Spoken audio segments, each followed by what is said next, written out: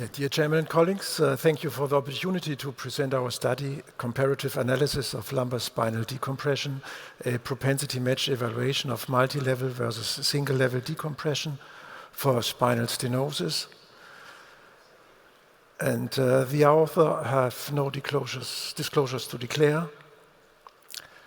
Lumbar spinal stenosis is common in the elderly. Up to 40% of the have multi-level stenosis. MRI findings do often not correlate with symptom severity, challenging the surgeon's decision-making or on how many levels to decompress. Multi-level decompression might be associated with increased instability, low back pain, higher complication rate, and less favorable results according to the rather good results we obtain with single-level decompression for single-level stenosis. On the one hand, there are some studies suggesting that single-level decompression of multi-level stenosis might have sufficient or even better results than multi-level decompression.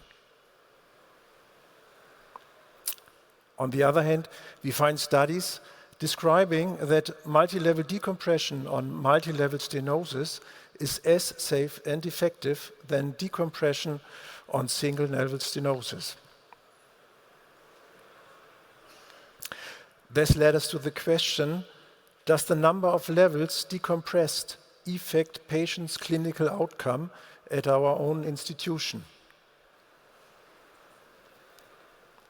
We were looking on patients who underwent spinal decompression in the period from 2010 till 2023 at our own spine center. Pre- and post-operative data were collected from DaneSpine, the Danish National Spine Registry. Data included demographics, UDI, ECO5D, and duration of symptoms as VASCO. Patients were stratified into 4 groups and categorized on the number of levels, spine levels decompressed. Comparability between groups were ensured by propensity-score matching to balance preoperative factors. We found 3,748 patients in the registry who were eligible to the study. They were divided into 4 cohorts based on the number of levels decompressed. After propensity matching, each cohort consisted of 66 patients. Preoperative patients' characteristics were identically between the 4 cohorts after propensity matching according to demographics, patient-related outcome measures, and duration of preoperative leg pain. After minimum 1 year, the number of decompressed levels has no significant impact on the proportion of patients achieving the minimal clinically important difference according to ECO5D, ODI, and VASCO.